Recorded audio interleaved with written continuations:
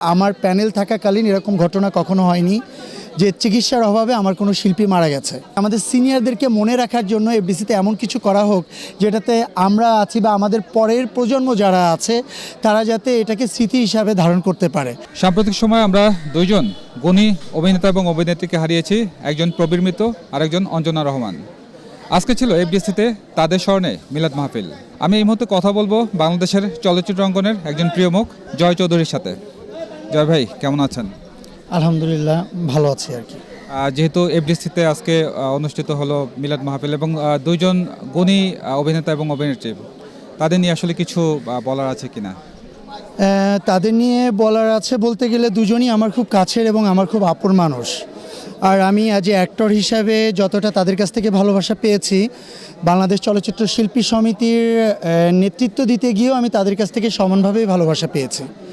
সেক্ষেত্রে আমরা চেয়েছিলাম বা আমরা মনে করেছিলাম যে 2025টা আমাদের জন্য অনেক বেশি শুভময় হবে, বাট শুরুটা আমাদের কাছে একদমই কষ্টের ছিল।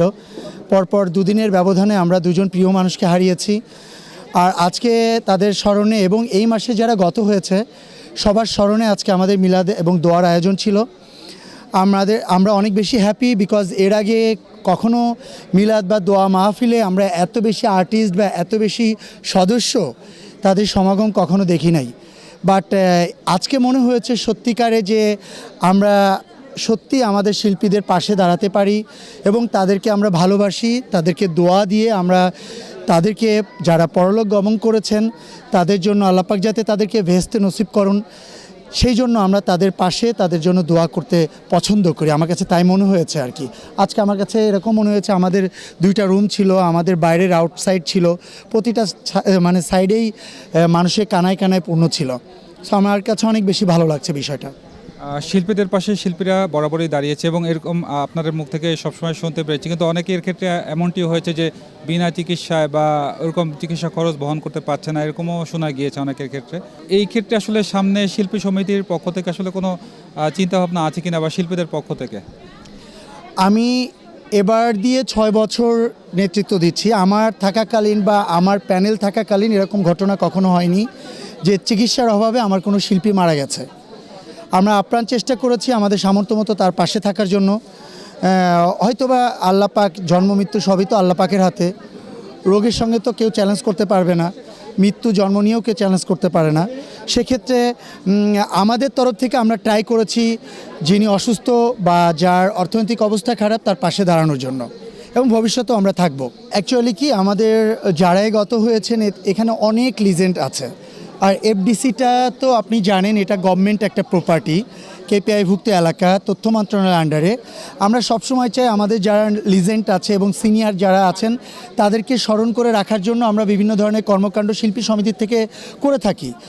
আমি আশা করব এবং আমি আমার যারা অথরাইজ যারা আছেন গভর্নমেন্টের, আমি সবসময় আমার তরফ থেকে তাদেরকে অনুরোধ করব যে আমাদের সিনিয়রদেরকে মনে রাখার জন্য এফডিসিতে এমন কিছু করা হোক যেটাতে আমরা আছি বা আমাদের পরের প্রজন্ম যারা আছে তারা যাতে এটাকে স্মৃতি হিসাবে ধারণ করতে পারে।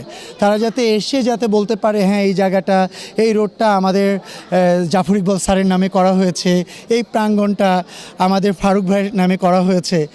আমরা চাই যে আমাদের আর্টিস্টরা সবসময় মানুষের মণিকুঠায় বসবাস করুক। সর্বশেষ আসলে দুইজনকে যে আমরা হারালাম, দুইজন গুণী ব্যক্তিত্ব, তাদের নিয়ে আসলে কোনো স্মৃতি আছে কিনা আপনার, যেটা একটু শেয়ার করা যায়?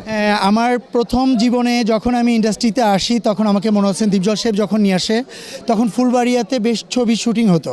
তা আমি তো তখন সেখানেই ছিলাম। তো একটা ছবি ছিল যে ছবিতে আপনার প্রবীর মিত্র দা দীপজল সাহেবের বাবা ছিলেন। তখন আমার ওখানেই শুটিং হয়েছিল, আমি যেখানে ছিলাম। তখন ওনার সঙ্গে আমার প্রথম দেখা। 250-টিরও বেশি ডিজাইন অপশন নিয়ে ওয়ালটন স্মার্ট ফ্রিজ, বোঝে আপনার প্রয়োজন। তখন থেকে উনি আমাকে অনেক বেশি লাইক করতেন। শিল্পী সমিতি যখন নেতৃত্ব দিতে আসি তখন ওনার কাছে আমি দোয়া চেয়েছি, উনি আমাকে দোয়া দিয়েছেন। আর অঞ্জনা আপুর কথা তো কিছু বলারই নেই, উনি একজন ফ্যামিলি মেম্বার ছিলেন। লাস্ট ইলেকশনও করেছি একজন আরেকজনের এগেনস্টে সাংগঠনিক সম্পাদক হিসাবে। বাট ওনার সঙ্গে আমার অনেক স্মৃতি রয়ে গেছে। লাস্টে এই 8 নম্বর ফ্লোরেও আমরা মিস অ্যান্ড মিসেস বাংলাদেশ করলাম আর কি, দুজনে একসাথে জাজ হয়ে। সারাদিন যত কিছুই হোক না কেন, রাতে উনি একবার হলেও আমাকে ফোন দিত, ঝগড়া করতো, অনেক কিছুই, অনেক অভিমান করতো বড় বোন হিসাবে। আসলে এখানে আর কিছু বলার নাই, মনে হচ্ছে যে আমি কোনো দুঃস্বপ্ন দেখেছি। এই অঞ্জনা আপুকে আমরা হারিয়েছি, দাদাকে হারিয়েছি, আমাদের কাছের মানুষগুলারা হারাইলে আমাদের কাছে যেমনটা ফিলিংস মনে হয়, সবার কাছে যেমনটা মনে হয়, আমার কাছেও সেমটাই লেগেছে।